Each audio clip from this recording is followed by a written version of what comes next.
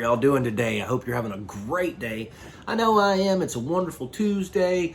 It's a little hot outside, but it's not too hot. We're right there on the verge of fall. Maybe she'll be coming in. Maybe she won't. Depends on her mood. But anyway, guys, thanks for stopping in here and talking with me today about some movies. Today, we're going to be talking about a movie that just came out a couple days ago, whenever. Wasn't really excited to see it, but I figured, you know what? I might as well, because I'm a big fan of the original, and this is the first theater remake of this film. So we're talking about The Crow, guys. The Crow is directed by Rupert Sanders. I don't care. He probably shouldn't be allowed to direct anything else. The Crow, guys. Okay, so the original Crow with Brandon Lee, cult classic. James O'Barr, based off those comic books, right?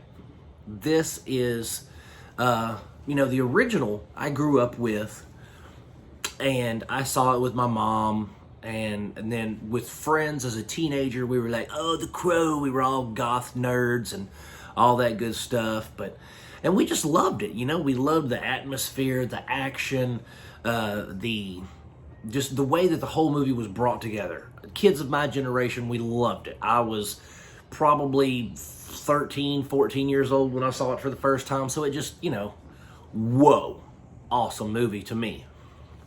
Fast forward to 2024. Well, first, let's not fast forward. Let's talk about the other iterations. So then there was a sequel to The Crow, City of Angels, right? And it had a badass soundtrack. It was an awesome, to me, when I was coming up, it was an awesome flick. But the first one and the second one are the only two Crow films that I've ever watched.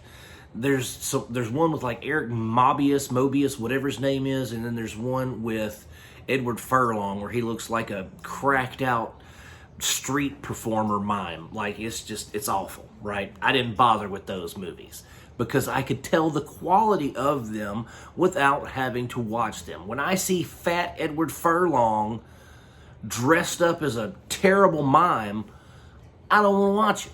I know it's not going to be good.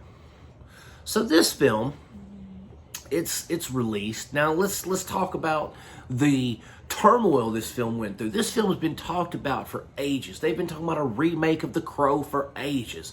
There have been different directors attached to it. There have been different actors like Jason Momoa and others that have been attached to it.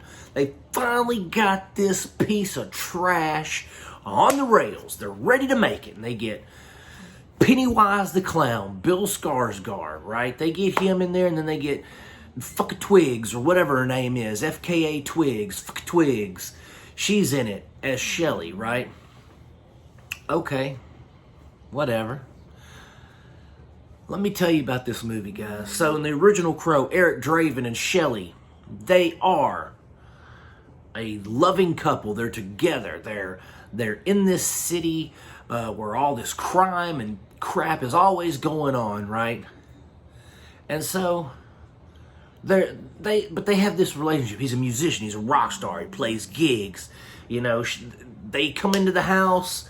They need to be evicted from their apartment. T-Bird and Tintin and Fun Boy and all those guys come into the apartment. They do what they do, and they off them, right? Eric comes back as a vengeful spirit that the Crow guides him. He guides him to his vengeance, right? He guides him to the people that he's supposed to take out. And he finishes his mission. The Crow is his link to our world. If something happens to the Crow, something happens to Eric, right? That's the original. That's the golden goose, all right? There's going to be spoilers here, guys. You've been listening for 4 minutes and some odd seconds, but you know what? I'm about to break into the real movie, and there's going to be tons of spoilers. So if you don't want any spoilers for this craptastic show of the waste of celluloid, then leave. Don't watch the rest of it. But I'm fixing to go in. Why in the hell did they make Eric a traumatized, bullied little junkie that looks like a Wish version of Jared Leto's Joker? This irritated me to my core because, first off, why in the hell does I'm gonna say the F word. Why is everything revolve around trauma, revolve around people picking on you, revolve around people just treating you like trash, treating people like trash? There's some kind of trauma. Oh, I watched my horse die at the beginning of the movie and my mom was cracked out in her trailer. Shut up. Traumatizing. Eric Draven is not some traumatized punk-ass little white pale nerd that gets pushed around and beat up by other rejects in a rehab. Yeah, that's another thing. He's a junkie. So him and Shelly, guess what? They don't meet just at a gig or while he's playing music, or the hell, they're not even together at the beginning of the movie. They wind up in rehab together. Rehab? Why are they winding up in rehab? And then, okay, so then Shelly Twigs, she decides, my daddy's, he's going to come and get me because I've seen things and done things. Let me tell you, the purpose of The Crow, right? The purpose of The Crow is for vengeance, okay? When there's no superhero-ness to it. There's no like, oh, there's supernatural powers. No, our main villain in Danny Huston, he has the voice of God. He made a deal with the devil to live forever. So he walks up and he's like, blah, blah, blah, blah, blah, blah, in their ear, and then they're killing people, right? No, that's not in The Crow, guys. Whoever made The Crow forgot what the absolute foundation of The Crow is, okay? It's that shitty things happen to people all the time and there's nothing you can do about it, right? J.O. Barr, when he made The Crow because of his girlfriend getting killed by a drunk driver. Because he didn't take her to where he was supposed to take her. So she got killed in a drunk driving accident because J.O. Barr didn't take her where she wanted to go. Or something similar to that. And so from that, his grief consumed him. And he wrote The Crow because he wanted vengeance against the drunk driver that killed his girlfriend. Right? That's what he wanted. They missed the whole point of why he wrote the comic book in this film. It's about love and vengeance, right? He has the Crow. The Crow's supposed to be his guide. The Crow don't do shit in this movie. The Crow does nothing. In fact, his guide is the Colombian coffee man in the spirit world. Every time he drops into water, he steps into a fucking puddle. All of a sudden, he's back in the spirit world, and we've got, I don't know, Colombian coffee man. That's all. He's like, oh, your love is not pure. Now you are not immortal. Now they can kill you because you doubt your love because you found out she killed someone. It's like, shut up. This is not The Crow. This is not The Crow at all. You can even say, oh, it's like a reimagining. No, it's not a reimagining. It's a shit. They took a big shit on The Crow. That's what they did. I'm not going to say they dishonored Brandon Lee and all that kind of stuff because that's superfluous. But they took a dump right in the center of The Crow, on the comics, on the lore, on everything, because they tried to make a Spawn movie. That's what they tried to make, was Spawn, just with Wish Joker and Twigs, right?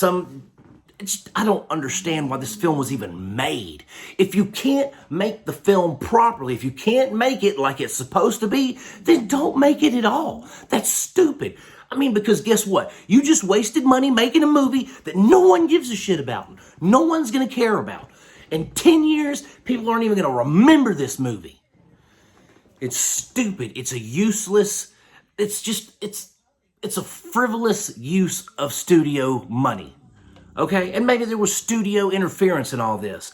But this is one of the worst films I've seen this year. One of the worst films I've seen in my life. Especially when it's supposed to be based on something as beloved and as cherished as The Crow with Brandon Lee.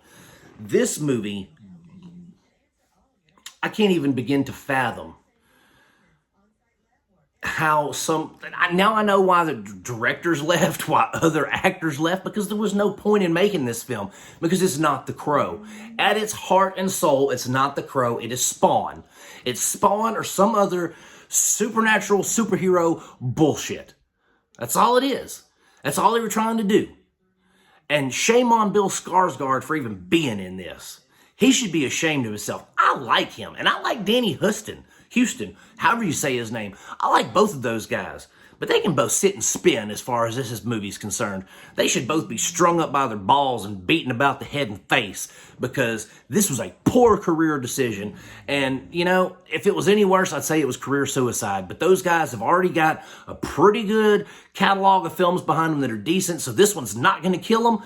But God forbid this was someone new to the movie industry, some new actor that was playing the Crow. He would never work again.